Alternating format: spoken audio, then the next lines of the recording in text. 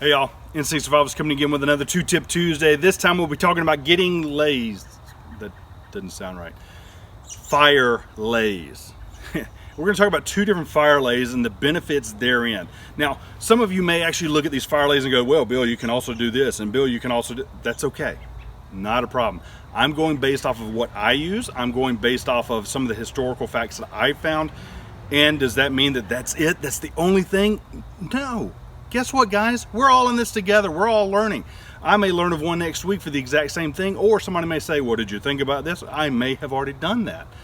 But what I do is I utilize these two as kind of my go-to fire lays. Now, several different things to do with them. Again, several different ways to look at it. But what we're going to be talking about is the teepee fire lay and the log cabin fire lay.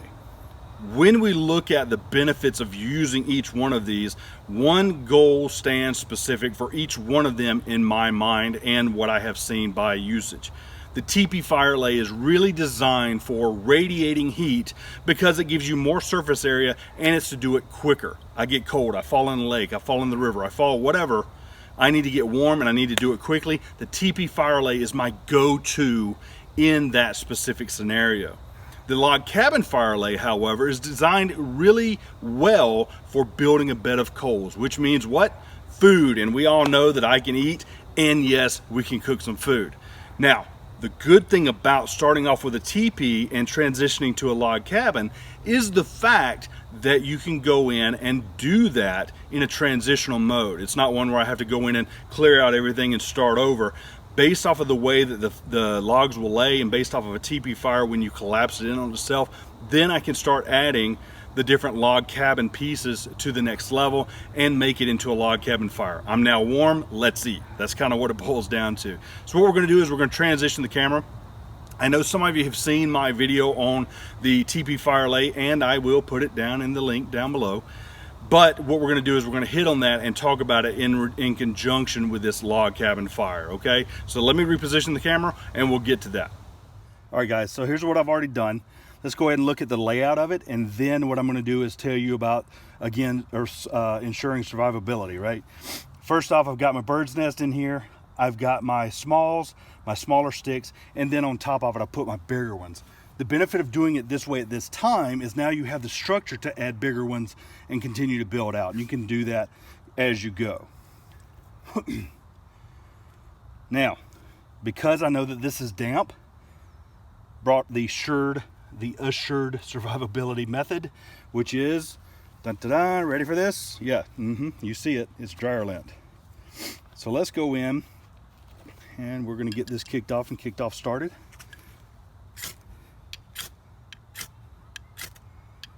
Let's see how wet we got it. Come on, guys, let's go.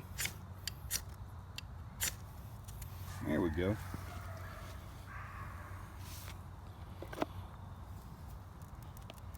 Now again, with the fire climbing, it's going to have a better surface area to touch and to light and to ignite, and then thusly keeping you warm. I'm already burning up just based off of this little portion of it now. So kind of a good thing. Now, as this goes in and burns, what we do realize is the fact that it is trying to get those others, and you'll see a lot of smoke because the outside firewood is wet. Now, because of that, again, because we've increased the surface area, it's going to dry that out faster and then get us warmer again quicker.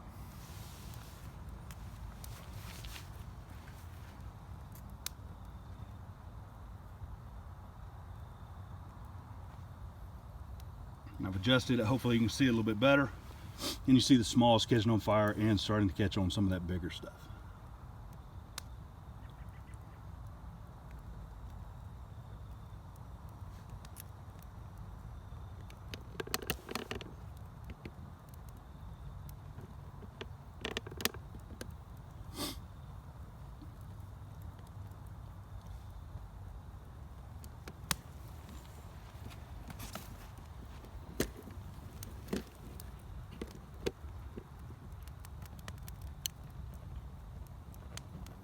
Those of you that like to just look at fires,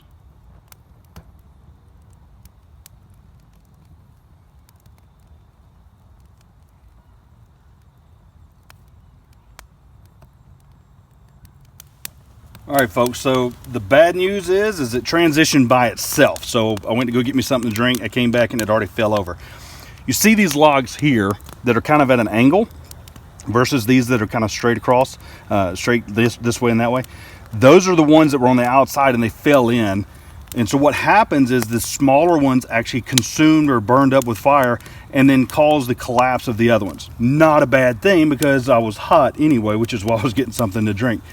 In doing so, what I was able to do is use that as my platform and start adding those logs. Now, when we talk about a Lincoln log or a log cabin fire, it is literally going across and going across this way, kind of at a 90-degree angle. Now, I say kind of because I know some of you out there will go, oh, it's got to be at 90 degrees. No, it doesn't. It's just a suggestion. If it's at 82 degrees, then so be it, okay? That's the way it goes. But the reality is fire loves chaos, so that's why it's not that big a deal. When we look at how this goes, we start realizing that the fire comes up again, just like we normally do. And if we wanted to start off with one, we would actually leave a little gap in the middle. So if we were going in and starting one, we would take this bottom one out as an example and start with our tinder up in there. Okay, that's how that really boils down. What we're waiting on now, okay, so this is great. I can put a nice pot over the top of it. It's already hot as crazy up there. But what we're waiting on, if we're trying to cook in a pan, if we're trying to cook with ash cake, if we're trying to cook directly on the fire, what we want this to do is to kind of simmer down, if you will, or burn down into a nice coal bed. That coal bed is going to help us where we can lay a pan straight on it. We can lay meat straight on it. We can even put corn on the cob straight in it. I've done it a bazillion times. Really good. So there's many things to do with the log cabin fire. Now, this is radiating heat. Again, not as fast as the other one does, but that does not mean you can't use one for the other. The same with the campfire, with a teepee lay. You can put your pot over the top, works just fine. That's why I say you have the ability to go in and do it either way, or start it either way, and then use it to your ability or use it to your benefit. All right? All right, guys, so wanted to kind of capture the last little bit of it. We talked about getting coals, we talked about getting ash as well. And the dark seemed to be the greatest time to do this. You see how red fire these are. Now I can go in and put my pot on there. I don't really have to worry about the fire in the back because I've got enough coals up front. Additionally, because of the way my fire lay is, and you can't really see it, but my fire lay is a keyhole, meaning that what I can do is I can scrape, and you can see the shadow of my hand, I can scrape the fire or the coal up towards the front. And if I do that, then I can actually have me another bed of coals right here and put my grill on top, my grate on top, and then put my pan there, or go straight onto the fire itself. If I don't want to do that, that's fine. This is flat right here, and it stays away from the fire, so we can do it that way. All right, guys. So there you have it, guys. Hopefully this has been very beneficial. Hopefully you understand what I was trying to do and the benefits of those two different fire lays. Guys, don't forget to like the video if you like it. Don't forget to comment down below so that we can continually grow and talk about this as a community. And don't forget to subscribe if you haven't already. Thanks for all that you do. Until then, use your instincts to survive. Thanks for watching.